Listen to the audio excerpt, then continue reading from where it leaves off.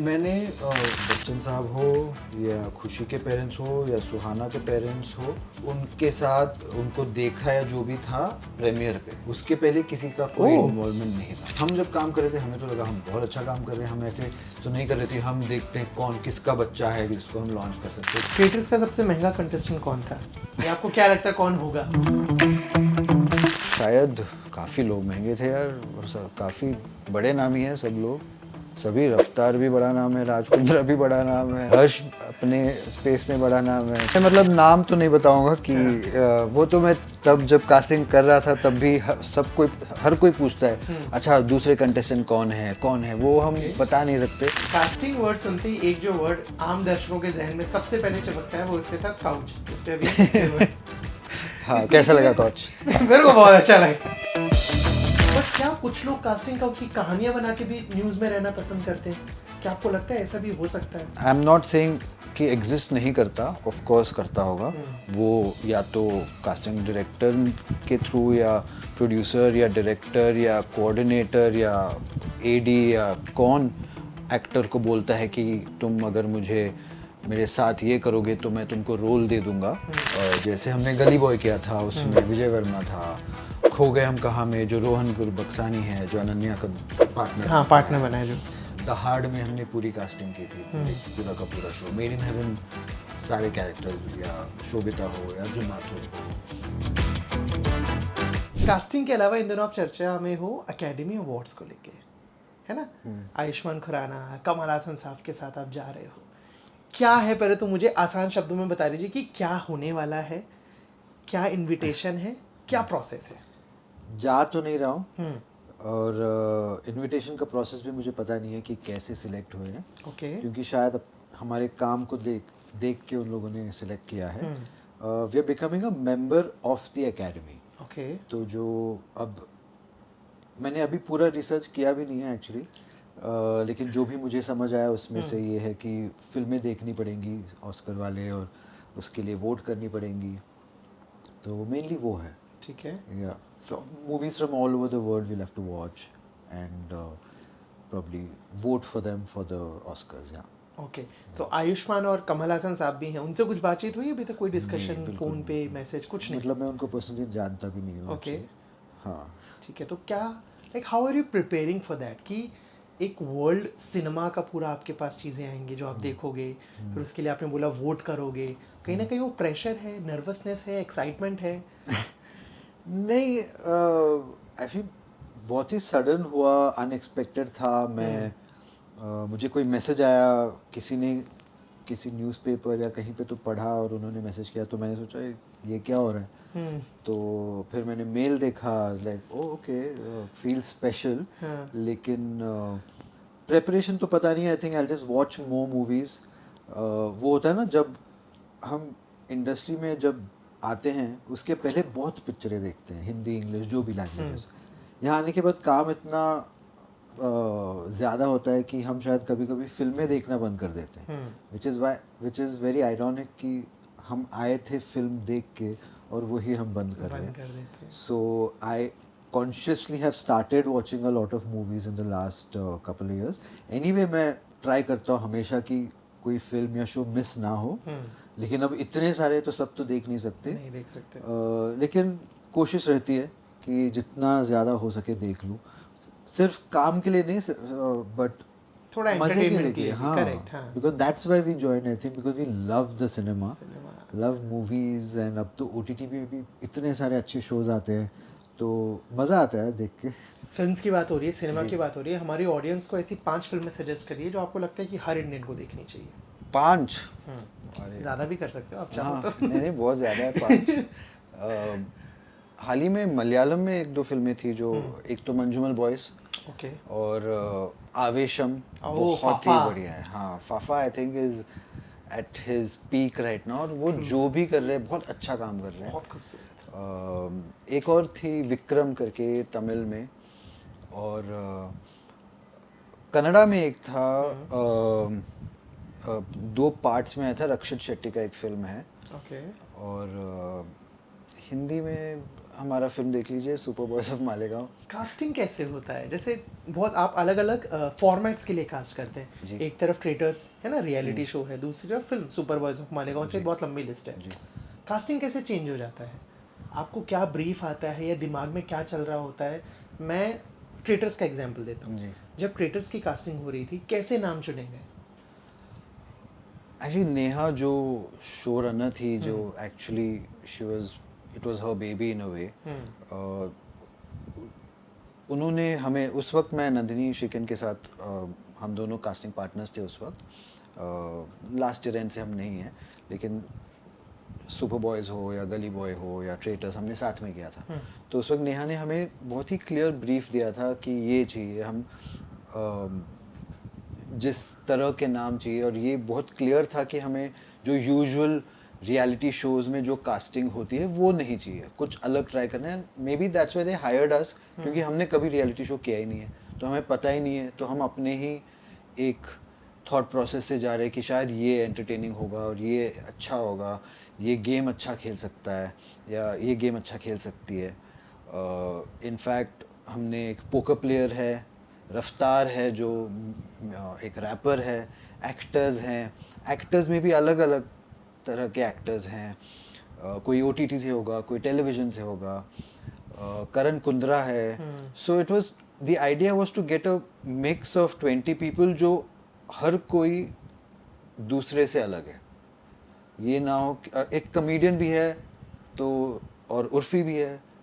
तो it was the idea was to get different kind of interesting people, and हमने शायद 5 महीने के लिए ऑलमोस्ट एवरी वीक हम लोगों से मिल रहे थे, उनसे मिल के बातें कर रहे थे, और बातें करते करते हमें पता चल जाता था। जैसे एलनाज को जब हम पहले मिले, हमें पता था कि ये तो है हमारे शो में, there is no way she is not there, because she was too much fun even in that first meeting that we had.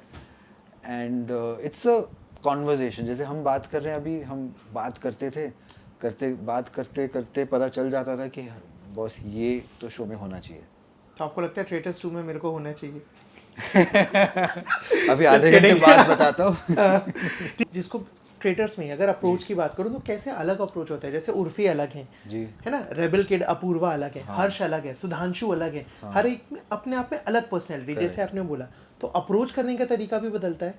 और क्या कोई जैसे ये तो 20 लोग वो थे जो हमें शो में दिखाई दिए, लेकिन अप्रोच तो शायद ज्यादा लोगों को किया हो गया। बहुत ज़्यादा। तो मना किन किन ने किया? किसी भी वजह से, डेट्स नहीं है, शो में नहीं आना चाहते, कुछ भी, बहुत सारे reasons मैं हो मतलब सकते हैं। नाम तो नहीं बताऊंगा कि वो तो मैं तब जब कास्टिंग कर रहा था तब भी हर कोई पूछता है, अच्छा दूसरे कंटेस्टेंट कौन है, वो हम बता नहीं सकते।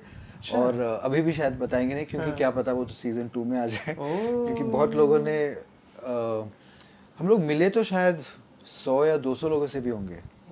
हाँ, तो उनमें से काफ़ी लोग ऐसे थे कि शायद हम चाहते थे वो हो शो में, लेकिन शायद उस टाइम पे हम जो दूसरे जो हमने फाइनलाइज किए थे उनमें सिमिलैरिटी रही होगी, तो हमने सोचा चलो इस बार इनके साथ जाते हैं।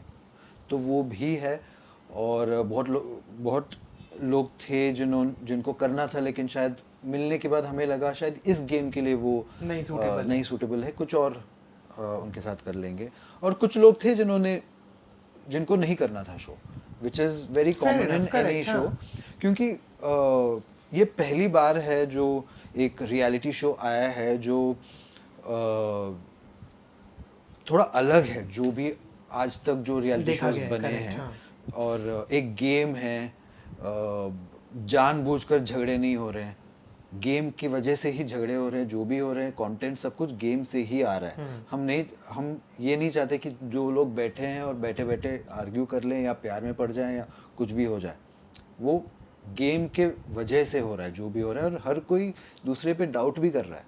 सो इट्स इंटरेस्टिंग। हाँ, and the audience knows who the traitor is, right? तो वो it's like you're a fly on the wall and you're watching the game, और आप देख रहे हो यार इसको समझ नहीं आ रहा है, अरे वो देखो वो ट्रेटर है, उसमें जब डायलॉग होता है कि मैं नहीं हूँ, मैं ये करवा दूंगी, वो नहीं हूँ, मैं ये कर दूंगा, मैं रैप छोड़ दूंगा, मैं टकली हो जाऊंगी, तो वो इट्स टू मच फन। तो yeah, there were people who said no, yeah, because किसी को लगा होगा कि यार ये सब बोल रहे हैं कि अलग होने वाला है, सेम ही होगा, सिर्फ बैठे रहेंगे घर पे, बैठे रहेंगे और झगड़े करते रहेंगे, मुझे नहीं करना। या फिर कुछ लोग जिन्होंने बाद में रियलाइज़ किया शायद शो देख के कि शायद मुझे कर लेना चाहिए था, वो भी होता है ये। लेकिन हर प्रोजेक्ट में होता है, फिल्म हो, शो हो। बिल्कुल। तो जैसे कभी कभी फिल्मों में कुछ रोल्स होते हैं, अच्छे रोल्स होते हैं, लेकिन it's difficult for a casting director to give you the whole view of why I am seeing you as the character. You know, शायद मुझे लग रहा है यार आप करोगे तो ये फिल्म के लिए भी बेटर है, आपके लिए भी अच्छा ही होगा, लेकिन मैं शायद वो पूरा बता नहीं पा रहा हूँ और एक्टर देख नहीं पा रहा है, वो भी हो सकता है, और वो नहीं करते। लेकिन फिल्म आती है उसके बाद उनको लगता है यार मुझे कर लेना चाहिए था, वो देखो उस एक्टर की तो निकल पड़ी अभी। वो होता है, उल्टा भी होता है। कभी कभी वो मना करते हैं और देखते हैं, फिर लगता है कि अच्छा किया नहीं किया ये तो, यू नो, या तो शायद रोल उतना अच्छा नहीं था, या फिर फिल्म नहीं चली, या जो भी हो। और कभी कभी it's not meant for you, तो there is always a rejection. लेकिन as a casting person your job is to give more options. हाँ ठीक है, इसने मना किया, हम और बेटर लाएंगे, यू नो। सोशल मीडिया पे रियलिटी शोज को लेके दो चीज़ें चलती हैं। पहली चीज़ तो ये कि जो भी कंटेस्टेंट है उसको पैसा दिया गया है ना, कि XYZ अमाउंट, चाहे वो बिग बॉस हो, चाहे वो खतरों हो, चाहे वो ट्रेटर्स हो, कि जो भी कंटेस्टेंट है उनको एक स्पेसिफिक अमाउंट दिया गया है। बहुत बार ये भी सुनने को मिलता है कि क्योंकि वो शो का पार्ट बनना चाह रहे थे तो उन्होंने पैसा दिया है कि भाई मुझे ले लो। अच्छा, होता है ऐसा? पता नहीं, मैंने तो एक ही शो किया है, तो इसमें तो कंटेस्टेंट्स को फीस दिया गया था। जो हमेशा दिया जाता है कि आप अगर एक दिन रहोगे तो उसके लिए इतना फीस है, 2 दिन के लिए इतना फीस है, वो एक, या फिर पैकेज जो भी उनका डील रहा हो। एक्टर्स की फीस में कास्टिंग डायरेक्टर का इन्वॉल्वमेंट होता है, नहीं होता है? कुछ लोगों में होता है, लेकिन नंदिनी के साथ जब मैं काम कर रहा था, या अब भी, मेरा हमेशा यही रहा है, जो मैंने नंदिनी से ही सीखा है, कि हम बजट में इन्वॉल्व नहीं होते हैं, क्योंकि एक थोड़ा सा एक कॉन्फ्लिक्ट ऑफ इंटरेस्ट हो जाता है उसमें, कि अगर मैं मनी का ये इन्वॉल्व हो जाऊं, तो एक तो मेरी एक्सपर्टीज़ नहीं है नेगोशिएट करना, क्योंकि मैंने सीखा नहीं है। मेरा है कि मैं इस कैरेक्टर के लिए सबसे बेस्ट कौन है। हाँ, ये ज़्यादा पैसे मांग रहे, फिर भी क्रिएटिवली तो बेस्ट है, इसी को लो, मेरा वो रहेगा। करेक्ट। हाँ। और दूसरी बात ये होती है कि हो सकता है अगर मैं नेगोशिएट करने लग जाऊं, मैं नंबर्स में खेल रहा हूं, तो हो सकता है मैं किसी के साथ पार्शल हो जाऊं। तो काफ़ी रीजंस है जिसकी वजह से हम नहीं घुसते हैं पैसों के बारे में। कभी कभी इंसिस्ट किया जाता है कि अगर ये कैरेक्टर है तो इसका बजट इतना ही है, तो एक्टर्स को इस रेंज में ढूंढो, so we'll try to get it within that. लेकिन हम नेगोशिएट, हाँ, अगर कुछ वर्कआउट नहीं हो रहा है तो हम शायद बात कर लेंगे एक्टर से कि यार देख, डेडलॉक है, अब वो बोल रहे हैं इतना, तू बोल रहा है इतना, तो देख लो, अगर हो सकता है तो बेस्ट है, नहीं हो सकता ठीक है, लेकिन अगर everybody has to be happy. Traitors का सबसे महंगा कंटेस्टेंट कौन था, या आपको क्या लगता है कौन होगा? वही मुझे पता नहीं है, लेकिन शायद काफ़ी लोग महंगे थे यार, काफ़ी बड़े नाम ही हैं सब लोग, सभी। रफ्तार भी बड़ा नाम है, राजकुंद्रा भी बड़ा नाम है, हर्ष अपने स्पेस में बड़ा नाम है, तो I don't know who got paid the most. Okay, ठीक है। कास्टिंग वर्ड सुनते ही एक जो वर्ड आम दर्शकों के जहन में सबसे पहले चमकता है वो इसके साथ काउच, जिसपे अभी हम बैठे हुए हैं। हाँ, कैसा लगा काउच? मेरे को बहुत अच्छा लगा। कास्टिंग काउच को लेके मेरे दो सवाल है। पहली चीज कि क्या ये एग्जिस्ट करता है, दूसरी चीज क्या ऐसा भी होता है, और मैं यहाँ पे किसी को भी ऑफेंस नहीं करना, वो करना चाहता हूँ, ऑफेंड नहीं करना चाहता हूँ, बट क्या कुछ लोग कास्टिंग काउच की कहानियां बना के भी न्यूज़ में रहना पसंद करते हैं? क्या आपको लगता है ऐसा भी हो सकता है? पता नहीं, वो तो उस एक्टर या एक्ट्रेस को ही पता होगा कि वो सच है कि नहीं। I wouldn't doubt the person, क्योंकि very rarely will there be a guy और गर्ल जो झूठ बोलेगी अपनी ही इज्जत के बारे में बात करते नाम हुए। तो बहुत कम लोग रिवील करते हैं ना, 90% 95% लोग बोलेंगे कि ऐसे कास्टिंग डायरेक्टर ने या मेकर ने या डायरेक्टर ने। तो हो सकता है, I mean I am not saying कि एग्जिस्ट नहीं करता, ऑफ कोर्स करता होगा। वो या तो कास्टिंग डायरेक्टर के थ्रू या प्रोड्यूसर या डायरेक्टर या कोऑर्डिनेटर या एडी या कौन एक्टर को बोलता है कि तुम अगर मुझे मेरे साथ ये करोगे तो मैं तुमको रोल दे दूंगा, या फिर दूसरी तरफ से कि जो एक्टर है या एक्ट्रेस है वो सामने प्रोड्यूसर डायरेक्टर या कास्टिंग डायरेक्टर या किसी को बोलता है या बोलती है कि यार मुझे ये रोल चाहिए, मैं ये कर सकता हूँ या कर सकती हूँ तुम्हारे लिए, या मैं पैसे दे दूंगा या जो भी है।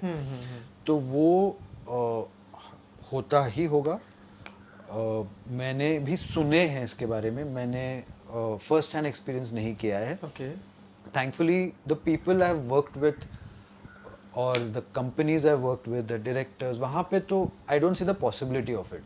क्योंकि अगर मैं for example जब हम जोया अख्तर की फिल्म में काम कर रहे हैं, उसके लिए एक्टर या एक्ट्रेस ढूंढ रहे हैं, कोई भी एक्टर या एक्ट्रेस आके कितना भी क्या भी और कुछ भी दे दे या पैसे भी दे दे या कुछ भी दे दे, it will not change Zoya Akhtar's vision for the character. She will take who is best for the role. तो वो ये सब I don't think it can work in this setup, or whether it is a dharma.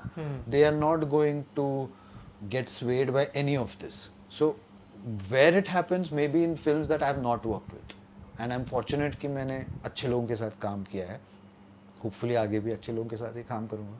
मुझे समझाइए as a casting director paps से आप लोगों पे कितना असर पड़ा है? क्योंकि बहुत सारे एक्ट्रेसेस हैं, खुशी मुखर्जी, कंगना शर्मा, ताने चटर्जी, समथिंग समथिंग, बहुत सारे आजकल नाम हैं जो पैप्स के सामने आते हैं, बेहद भयानक ही रिवीलिंग कपड़े पहनेंगे और फिर उनके फोटोज वीडियोस वायरल होते हैं और ख़त्म आप पे चीज़।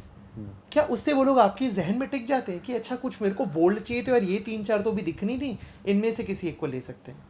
हो सकता है, मतलब नॉट ओनली कि ये बोल्ड हो या ना हो या कोई भी एक्टर हो, अगर हम सब अपने फ़ोन के स्लेव्स हैं अभी।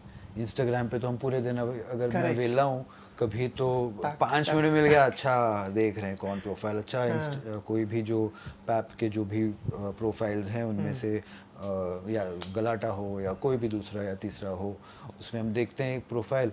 हो सकता है कि उसी वक्त मैं एक एक्टर ढूंढ रहा हूँ और ये उसमें फिट होते हैं, लेकिन 90% टाइम नहीं होते, कभी और याद आ गए तो याद दिलाने के लिए अच्छी बात है, और कभी कभी याद रह भी जाते हैं। But I don't go looking there for casting कि अगर मुझे रोल चाहिए तो मैं देखूँ इंस्टाग्राम पे कौन मिलेगा, वो नहीं। बट हाँ, हेल्पफुल है। समझा। आपकी जो मैं कम्युनिटी वर्ड यूज़ करना चाहूँगा, जितने कास्टिंग डायरेक्टर्स हैं आप लोगों की जो टीम है, अलग अलग, चाहे आप हो मुकेश हावड़ा हो, बैनर्जी हो, अनमोल हो, जो भी बहुत सारे जितने भी हैं, एक दूसरे की मदद करते हो, एक दूसरे की मदद करते हो। फॉर एग्जांपल आपके पास कोई प्रोजेक्ट आया, अब आपको एक्स कैरेक्टर के लिए कोई परफेक्ट एक्टर नहीं मिल रहा, तो आपने किसी को फ़ोन करके पूछ लिया, या वहाँ से कभी कोई फ़ोन वगैरह? हमेशा, actually it's a very close net community. बहुत बार हुआ है, या I mean whether it is Nandini and me, और शानू हो या अनमोल हो, अभिषेक हो, वैभव हो, तो अगर कोई भी कहीं भी स्टक है, कविश है, पंचमी है, कहीं पे भी हम स्टक होते हैं, हम एक दूसरे को पूछ ही लेते हैं कि यार तू दे, क्योंकि at the end of it जो पूल ऑफ एक्टर्स हैं, वो ऐसा तो नहीं है कि मेरे पास इतने सारे ऐसे एक्टर्स हैं जो इन सबको नहीं पता है, सबको पता है सारे एक्टर्स। वो एक शायद 10% का डिफरेंस होता है सारे कास्टिंग डायरेक्टर्स के जो डेटाबेस में है, और वो भी इस 90% जो सेम है, उसमें से हमारा ये है कि हमें कौन सही लगता है उस रोल के लिए। सो मदद तो हम सब एक दूसरे की कर ही लेते हैं। अच्छा, मुझे कुछ नाम बताइए ना जिनको आपने कास्ट किया हो, जो आज के टाइम में शायद बड़े नाम हो गए हों, या जो आज भी उस प्रोसेस में हैं, कुछ नाम। तो जो भी बाहर आ चुके हैं शोज़ और फिल्म्स, उसमें मेनली जो जब मैं नंदिनी के साथ काम करता था तब में है, जैसे हमने गली बॉय किया था, उसमें विजय वर्मा था। खो गए हम कहाँ में जो रोहन गुरबक्सानी है, जो अनन्या का पार्टनर बनता है। और दहाड़ में हमने पूरी कास्टिंग की थी, पूरा का पूरा शो। मेड इन हेवन सारे कैरेक्टर्स, या शोभिता हो या अर्जुन माथुर हो, तुम्हारी सुल्लू, मानव कौल, और हाँ काफ़ी अभी इमीडिएटली याद तो नहीं आ रहे, लेकिन बहुत लोग हैं। हाँ, अच्छा, जब स्टार किड्स कास्ट होते हैं तो उसको लेके सोशल मीडिया बड़ा एक्साइटेड रहता है, तो ट्रोल करेगा या तारीफ करेगा, है ना? आप लोगों पे कितना क्या फर्क पड़ता है? फॉर एग्जांपल आर्चीज आपने कास्टिंग करी है, जी। अब उसमें तो वो जो पूरे हैं एक्टर्स, जो नए बच्चे जितने आए, जिसमें शाहरुख खान की बेटी भी हैं, हाँ। अब उनको कास्ट करने का डिसीजन, ऑडिशंस हुए, क्या कैसे रहा, या बच्चन साहब के जो उसमें हैं, हाउ इट हैपेंस? मैंने बच्चन साहब हो या खुशी के पेरेंट्स हो या सुहाना के पेरेंट्स हो, उनके साथ उनको देखा या जो भी था प्रीमियर पे, उसके पहले किसी का कोई ओह, इन्वॉल्वमेंट नहीं था। ओके। हमने काफ़ी लोगों को ऑडिशन किए थे और उस काफ़ी लोगों में बाकी स्टार किड्स भी थे और नॉर्मल नॉर्मल भी थे, सब बिल्कुल। थे। और इवेंचुअली जो उस वक्त हमें सही लगा हमने किया। हम जब काम कर रहे थे हमें तो लगा हम बहुत अच्छा काम कर रहे हैं, हम ऐसे तो नहीं कर रहे थे, हम देखते हैं कौन किसका बच्चा है जिसको हम लॉन्च कर सकते हैं। वो तो मतलब जोया ऐसी है भी नहीं कि देखो कौन से किसने बच्चा है, वैसे नहीं किया हमने कास्ट। और वेदांग भी उसी में से निकला है, जो एक्चुअली बस शायद हमने बहुत सारे ऑडिशंस किए थे आर्ची के रोल के लिए और रेजी के रोल के लिए, और ये शायद पढ़ रहा था और एक मॉडल था, तो वहाँ से उसका ऑडिशन आया, बहुत अच्छा लग रहा था, उस रोल के लिए भी सही लग रहा था, हमने ऑडिशन किया और लॉक हो गया। अब वो जिगरा में भी है, बाकी भी काम कर रहा है। इनफैक्ट आर्चीज़ में इन तीनों के बारे में ही बात हुआ है, लेकिन इतने सारे लोग हैं उसमें जो बहुत ही उस कॉमिक बुक को जो अननोटिस्ड रह गए शायद। हाँ, और उस कॉमिक बुक को हमने बहुत मैच करने की कोशिश की, जो भी उनके ट्रेट्स हों, लुक हो। जैसे एथिल है उसमें, जो अदिति डॉट ने प्ले किया था, अगर आप एथिल का जो कॉमिक बुक भी लेंगे वो बहुत ही सिमिलर है। या पॉपटेट्स जो बहुत ही आइकॉनिक एक कैरेक्टर है, वो शायद 2 लाइन बोलता है उसमें, लेकिन वो भी अगर आप देखोगे you'll be like if you meet him, जो कॉमिक बुक में लिखा है ये यही है। सो बहुत काम गया था उस पर, and it is one of the films which I hold very dearly to me. I love that film because of the work I have done on it.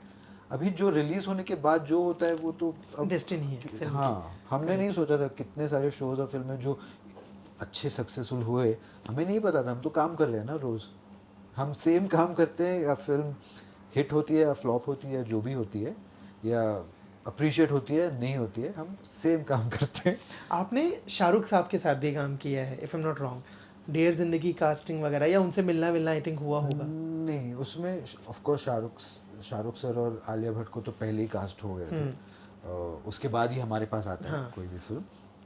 उस वक्त actually I was an associate, ये बहुत पहले की film है। बाकी उसमें जो कास्ट है, जो रोहित सराफ है, जो आलिया का भाई प्ले करता है और आज वो एक यंग यूथ सेंसेशन है, उसको हमने किया था उसमें। यशस्विनी है। तो लेकिन नहीं, that time I never got to meet Shahrukh sir, except again premiere पे जो हाई हेलो होती है उतनी होती है। कभी सुहाना को स्पेशल में देखा कि यार मैं तो शाहरुख खान की बेटी हूँ ना, तो वो टेंशन भी है बट वो कहीं ना कहीं लेगेसी वाली चीज़ भी है? आई वुडंट नो, क्योंकि मैं उससे again I have not had a personal meeting and chatted about life and work. हाँ, और शाहरुख सर के साथ तो मैंने कोई काम नहीं किया ऐसे। हाँ। ओके, अभी आपने सुपर बॉयज आया था जिसमें जो कास्टिंग थी, अगर आप देखेंगे बहुत खूबसूरत फिल्म, वो एक्चुअली उसमें हमने बहुत ज़्यादा मेहनत की थी। सागे भाई, विनीत, या सारे लोग। हाँ, एंड वो फिल्म आई मीन हालांकि बहुत अप्रिशिएट हुई थी, लेकिन उसी टाइम पे एक और फिल्म आई थी नादानिया, जिसमें इब्राहिम था और उसको सब लोग ट्रोल कर रहे थे, लेकिन वो फिल्म बहुत देखी गई। तो मैं जब लोगों से मिलता था, नॉन फिल्म पीपल, वो लोग बोलते अरे हमने ये देखा, बहुत ख़राब फिल्म है। मैंने बोला अच्छा, सुपर बॉयज़ को तो अच्छी रिव्यू मिल रहे, आप वो देखो। तो ऐसा नहीं था कि थिएटर में एक फिल्म है, लेकिन ऐसे भर भर के लोग नहीं जा रहे थे। जो फिल्म वाले थे वो देख रहे थे, जिन्होंने देखा बहुत पसंद किया सुपर बॉयज़ को। लेकिन जो हम बोल रहे हैं ना कि ये नेपो किड्स को जो भी एडवांटेज मिलता है, लेकिन ऑडियंस भी वही देखना चाहती है ना at the end do you of feel the day। Audience दोगली है? दोगली नहीं है, वो मूडी मुझे है। लगता है जैसे अभी हम लोगों ने सुपर बॉयज और इसका जिक्र किया, हाँ। I personally loved super boys of Malegaon, I gave 4.5 stars to that अरे, film, one of the thank you। Iconic film, I है think ना, वो 5 सिनेमा points। में दर्ज, हाँ करेक्ट, वो सिनेमा में दर्ज होने वाली फिल्म है हिंदी सिनेमा के, बट उसकी बात नहीं हुई, उसको मिला बट ऑडियंस नहीं गई।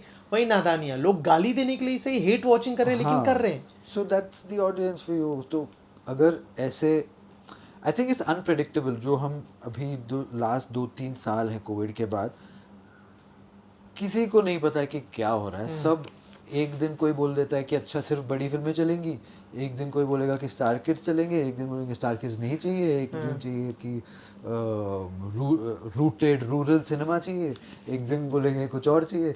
तो आई थिंक सब फिगर आउट कर रहे हैं। जो अच्छा काम करेंगे वो करते रहेंगे, जो नहीं करेंगे वो पता नहीं, उनका भी चल जाएगा कभी।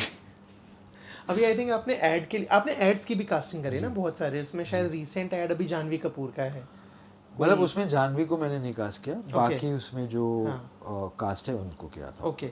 तो जैसे आपके पास जब काम आता है, फॉर एग्जांपल एक्स प्रोजेक्ट आपके पास आया, क्या ब्रीफ दिया जाता है आप लोगों को, कैसे कास्टिंग होती है, मेरे को थोड़ा सा बस वो प्रोसेस समझना है।